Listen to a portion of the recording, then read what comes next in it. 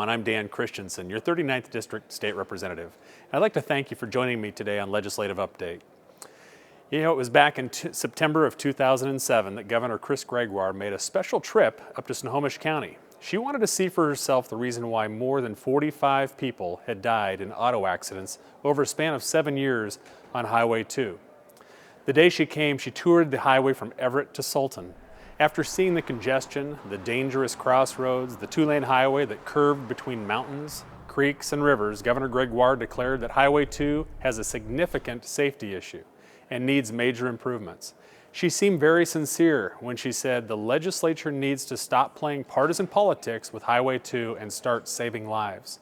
I remember asking her, "Governor, we need your help to get this done," and she agreed. Now fast forward to January 2012. When Governor Gregoire delivered her final State of the State address to a joint session of the legislature. Here's what she said. So today, I propose a $3.6 billion 10-year package to create about 5,500 jobs a year to maintain our transportation infrastructure across the state. And then the governor began listing projects she said demanded serious attention.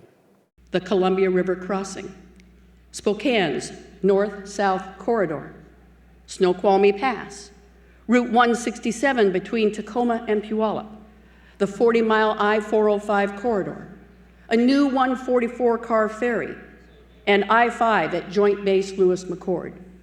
You know, I thought, will she mention US 2? And then she continued. Snoqualmie Pass is the only direct route for products flowing from eastern Washington farms to our Puget Sound ports, and for products flowing from those ports to eastern Washington and beyond. Oh, really? So what about US 2 over Stevens Pass? Isn't that also a major route for our farm products? Disappointingly, the governor said nothing about the state's deadliest highway. I serve on the House Transportation Committee. I have for 10 years. And later that week, the Transportation Secretary Paula Hammond gave a presentation to the committee on the governor's proposal, and guess what? Still no money for Highway 2 on that list. That's not the only thing disturbing about the governor's transportation revenue package. She's currently proposing to pay for this plan through a number of taxes and fees that are unprotected, including a $1.50 tax per barrel of oil production in Washington. What do I mean by unprotected?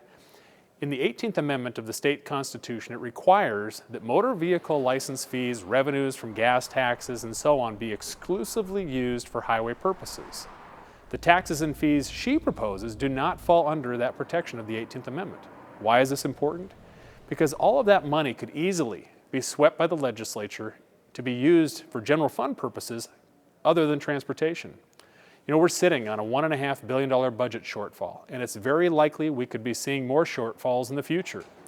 We should not be so naive to think the legislature won't touch that money if it gets into a bind. It has done it before with numerous unprotected pots of money, so the bottom line for me is that this is not a transportation proposal that I could support, and it asks for higher taxes and fees at a time when people can't afford it.